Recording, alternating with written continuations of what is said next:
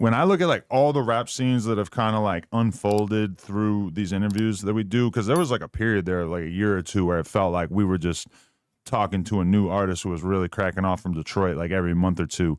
And when I think about it, it kind of feels like Detroit is the biggest wave that I've seen come out of a city, blowing a city up that wasn't predicated on violence and beef.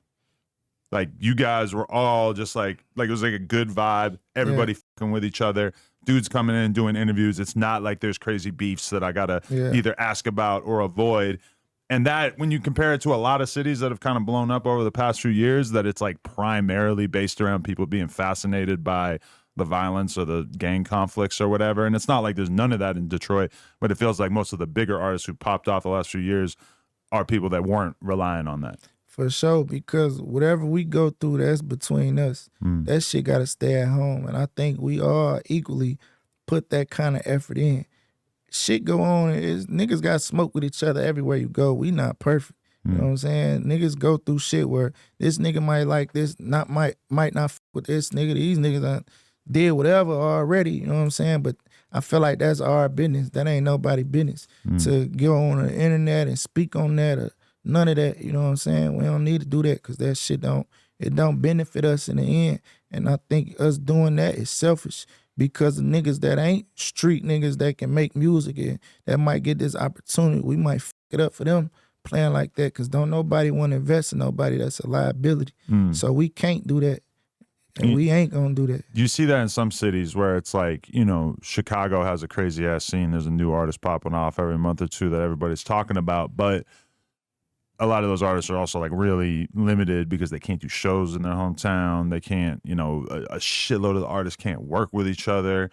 Not to mention that you just hear about, you know, terrible shit happening with people getting shot up and all that kind of stuff. And it's like, it's dope that they have a thriving scene, but also there's like so much negativity attached to it that it's hard to be fully embraceful of it. I feel like Chicago be having a run. You know what I'm saying? They shit probably a little different. Can't speak on other niggas' politics and activities and shit, but from the outlook in, I think Chicago, as far as the music go, them niggas doing all right to me, you know what I'm saying? Definitely. So how much time do you actually spend in Detroit at this point versus other places? You moving around a lot? Yeah, no, I be in the city most of the time. I got shit going on there. I go out of town if it's like some business or something to do. I don't hang out and have fun. Don't nothing be fun to me. I be bored, bro. Really? Ain't nothing fun. I don't have fun doing nothing. Is that just because you have to compare everything that you could be doing to spending time with your kids? No, I compare everything I am doing to what I could be doing. If I'm in a club and I'm thinking about what I really could be spending my time doing, you know, that future potential. Where could I really be at? Like, what am I doing? Shit a waste of time. I don't like hanging out too much. I don't know. I like being by myself a lot. And it says a lot, though, because a lot of people are in celebration mode, like, all the time. I ain't got shit to celebrate. About nothing. Yeah. They don't really got any W's, but they're still just out here popping bottles and toasting. I ain't where I want to be at yet. I ain't got nothing to celebrate. I appreciate everything I got. I thank Allah for everything He did for me and gave me. Appreciate my family, my kids, and the people that's a part of my team. But it's too early to celebrate. We ain't doing no pats on the back yet. We ain't got enough yet.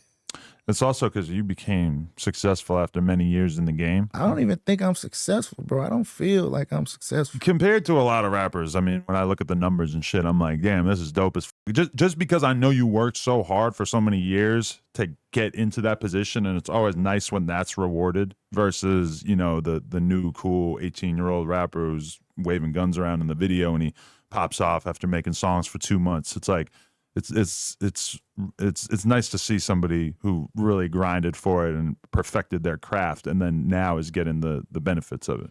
Yeah, I just don't feel successful. I don't know, bro. I think I got greedy, bro. I don't know. Really? Yeah, I don't know if it's greed or if I'm unappreciative. I don't know. I just don't feel like it's success. This shit ain't enough. Well, you need to kind of, we need more. If you want to keep progressing, you can't be 100% content. Because if you're really fully content, then you're just not going to keep grinding. You're not going to keep working. And that's kind of the scary thing is a lot of people reach like really high heights. I'd be a lie if I say that haven't happened to me before though, where I felt like, you know what I'm saying? That I went through that. I made my first $1 million. I went through that shit for like 6 months while I got to tweaking, like chilling, you know what I'm saying? I felt good. I felt content. I always feel good, but I just felt content.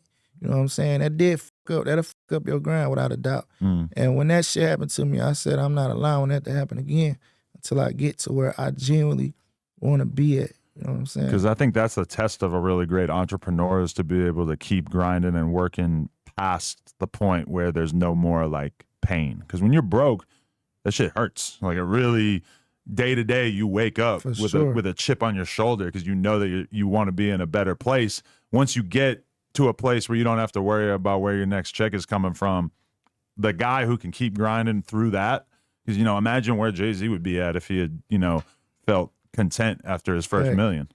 That shit feel good not to have to sell dope and shit like that. That shit is a blessing. It feel amazing. It's been a long time coming. You know what I'm saying? I have to do none of that shit. That shit too much, bro. That shit too much. That money took too long to make, and I lost all that shit. I ain't got a dollar, none of that. I just feel, I am grateful that I don't have to sell nothing.